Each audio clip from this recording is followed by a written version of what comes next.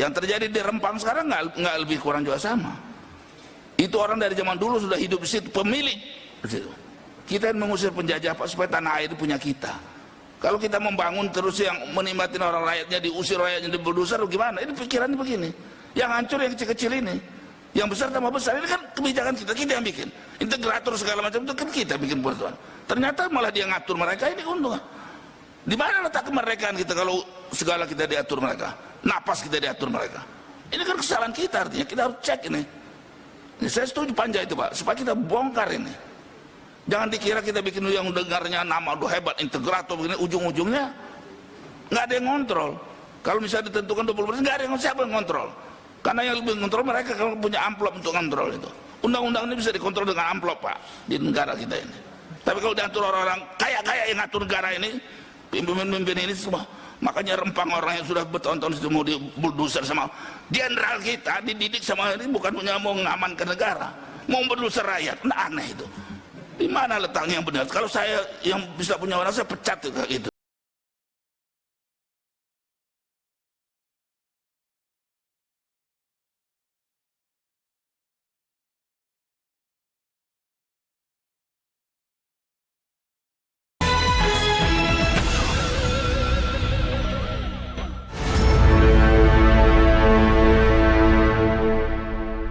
Assalamualaikum warahmatullahi wabarakatuh. Saya Herz Arif dari Forum News Network. Anggota Komisi 4 DPR RI, Insinyur Alimin Abdullah, menyatakan kejengkelan dan kemarahannya terhadap berbagai kebijakan pemerintah yang tidak berpihak kepada rakyat dan tampak sekali lebih berpihak kepada investor dan pengusaha. Kejengkelan dan kemarahan Alimin itu ditumpahkan dalam rapat dengar pendapat umum dengan Asosiasi Perunggasan yang berlangsung hari Senin 18 September 2023. Alimin menyoroti berbagai kekacauan regulasi di berbagai sektor dan bahkan dia menyoroti juga apa yang kini tengah terjadi di Pulau Rempang ketika para warga setempat, para penduduk yang sudah ratusan tahun tinggal di sana itu harus digusur karena kepentingan investor asing. Saya ini baru anggota Komisi 4 dan memang saya lihat luar biasa kita. Kalau dari segi undang-undang kayaknya bagus saja waktu dibuat. Bulog, itu kemarin kita dari Medan, gudang Bulog yang begitu besar, satu butir, betul saya tidak ada. Mana tuh penyerapan? Dana diberikan, duitnya beli impor, karena yang datang impor semua. Jadi dana yang diberikan sama Bulog itu bukan beli punya rakyat artinya. Ini nggak jalan. Badannya dibuat Bulog, gedungnya ada, tapi buktinya yang kita beli di luar. Semua provinsi sekarang setelah kami tahu datang kan impor. Nah, ini kan persoalannya bukan hanya Bapak saja yang rakyat ini terus terang cuma disebutkan di mulut aja berpihak kepada rakyat. Yang terjadi di Rempang sekarang nggak lebih kurang juga sama. Itu orang dari zaman dulu sudah hidup di situ, pemilik di situ. Kita yang mengusir penjajah Pak supaya tanah air punya kita. Kalau kita membangun terus yang menikmatin orang rakyatnya, diusir rakyatnya, dibulldozer, gimana? Ini pikirannya begini.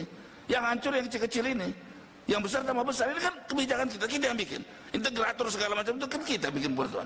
Ternyata malah dia ngatur mereka, ini keuntungan.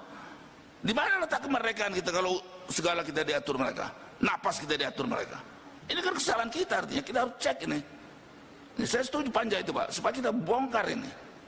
Jangan dikira kita bikin yang dengarnya nama udah hebat, integrator begini, ujung-ujungnya nggak ada yang ngontrol.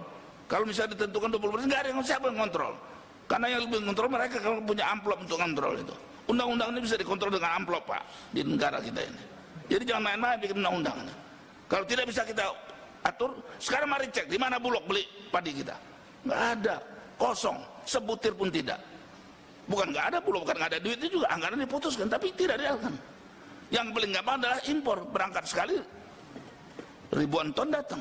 Nah ini juga harus begitu. Jadi dalam nanti panja ini perlu diperhatikan Pak. Bapak-bapak ini yang punya semua keluhan, semua kesulitan yang tipu-tipu mereka ngatur apa sampai untung bisa. Saya kaget juga.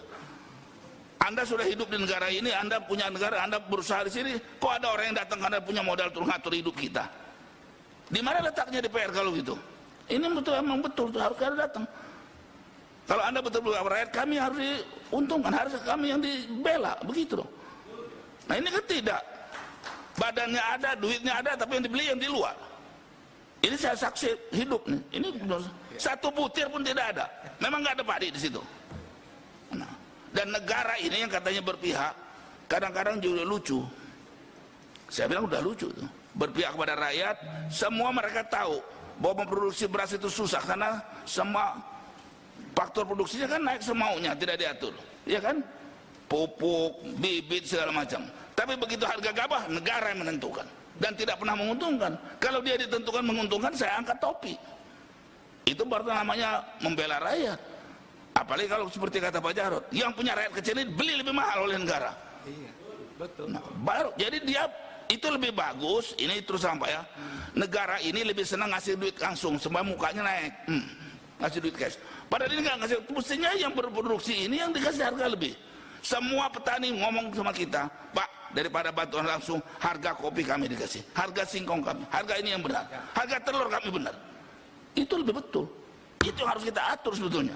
Duit itu membeli, menghargai. Kan kita ini nggak ada yang bodoh sebetulnya, dirjen-dirjen. Hitung produksi telur berapa, beli harus di atas itu, baru ada rakyat untung.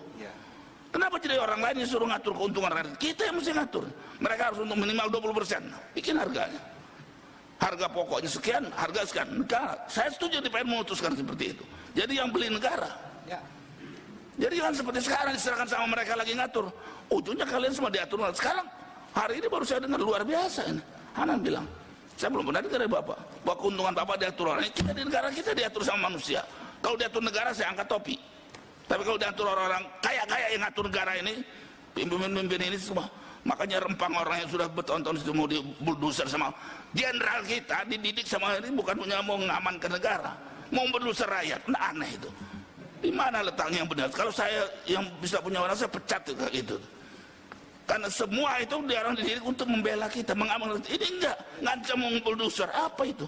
Demi si asing ini mau buka usaha. Ini dalam bidang kayak ini juga sama. Selalu berpihak kepada mereka. Dan kalau nggak boleh mereka yang ngaturnya lagi kembali dengan amplopnya itu. Ini kayak terbuka nih ngomong.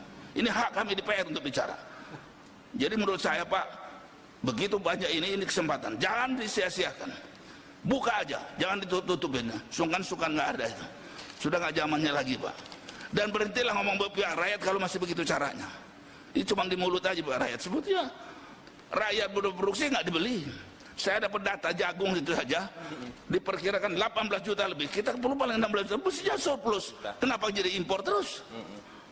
Duit siapa dipakai? Ya duit dari pajak dari kita. Buat ngebunuh kita, kan gila itu namanya. Siapa yang melakukan? Pemerintah kita. Ini yang nggak benar gitu. Termasuk juga di PR artinya kan. Jadi bikin aturan hati-hati kita. Tapi Bapak koalisi loh ya. Iya. Nggak peduli saya. Jangan ragu-ragu, kita ini pribadi berbicara pribadi Pak. Kadang cuma pencitraan dulu. Jadi kita jangan pencitraan lah. Saya terus terang saja melihat, menurut saya kita ini baru ngomong aja berpihak pada rakyat. Ya. Dan apa yang katakan orang misalnya Pak ya, kalau mau dibangunkan di Rempang itu rakyat itu dididik supaya bisa bekerja di situ, bukannya diusir, di bulldozer. Kalau kita bikin jalan tol, orang rakyat di situ harus dapat juga untung. Jangan dibeli tanahnya dengan murah, diusir. Tapi dia punya share karena lewat di daerah dia. Begitu caranya. Kalau betul berpihak pada rakyat, apapun yang dibangun di situ, rakyat itu mesti nikmati karena tanahnya punya dia. Kalau nggak sama dengan penjajah, usir aja lagi. Usaha. Maka saya bilang tadi, kalau mereka menjajah ngatur keuntungan, saya lebih pengusaha itu kita usir. Nah, begitu. Tumbuh karena pengusaha kita yang benar. Nah, yang celakanya pengusaha kita ini kadang-kadang nggak benar. Ya. Mestinya bapak-bapak ini sudah sekian tahun mesti jadi mereka, bukan mereka yang diatur ngatur mereka tetap kecil, bahkan jadi mau mati seperti ini kan kacau ini. Nah jadi terus terang saya baru jadi masuk Komisi 4, saya sudah 3 periode Pak, baru sampai setahun ini saya, dan ini permintaan rakyat saya masuk Komisi 4, betul. Karena terlalu banyak yang mereka laporkan ke saya tidak bisa ikut karena saya di Komisi 1 Pak. Yang terakhir itu soal gajah, saya bilang itu Komisi 4, pupuk Komisi 4. Jadi kapan Bapak ini memperjuangkan kami? Nah saya pindah ke sana. Dan saya sekarang tahu undang-undang yang dibuat Anda baru ngomong sekarang justru motong leher kalian. Makanya setuju kalau Pak Jarod ini, mereka ini harus kita piting, harus jangan dipeluk Pak Jarod, dipiting aja kalau perlu diinjak. Iya lah, kita mau ini negara kita nih, siapa coba yang ngomong muda. Nah jadi saya setuju Pak Jarod yang itu udah keras ngomong, cuman dia bilang dipeluk, ini orang Jawa sih. Nah jangan bilang lagi Ndablak saya nggak ngerti Pak. Jadi saya pikir dia senang, dia bebal, betul setuju. Jadi beberapa dirjen kalau bebal itu Pak, kita usul ganti. Nggak peduli dia mau koalisi nggak koalisi, mau kuali apa, nggak ada urusan, pecat. Kalau nggak berpihak rakyat, begitu dong. Bapak juga berhak begitu. Dirjen itu tidak berpihak kepada kami, menyusahkan kami. Nah kami dari DPR langsung, kita harus sama-sama begitu. Kalau Bapak cuma ngudumel di belakang atau demo, betul saya setuju, nggak usah ada capek aja lah. Karena sekarang negara juga beri duit itu buat nyemprot rakyat, buat menyusun gebukin rakyat. Padahal itu hak kita untuk demo. Sekalipun izin tetap nyatanya kan digebukin, ditahan. Ini saya baru dengar lagi baru-baru ini yang demo-demo Rempang itu, kan orang panas dulu, dia udah susah, nggak bisa nelayan, nggak ada makanan, demo lagi, siapa ngasih makan minum? Ada ustaz ngasih dia makan, ditangkap sekarang. Orang yang bagi makan ditangkap, ini kan lucu bener kita. Justru karena rakyat lagi berjuangkan nasibnya, kita mesti bantu mestinya. Jadi di mana letak berpihak rakyat? Ayo kita buka diskusi kita. Yang mana bukti yang berpihak pada rakyat? Berpihak pada pengusaha semua, karena itu ngasih duit. Pak Paul untuk nggak ngasih. Pak Alimin lebih jadi Pak terima kasih Pak ya, saya terus terang sebagai anggota Komisi 4 betul mendesak. Mari kita bikin undang dan Anda terbuka sampai dibutuhkan. Ya, terima kasih. Terima kasih Pak. Merdeka.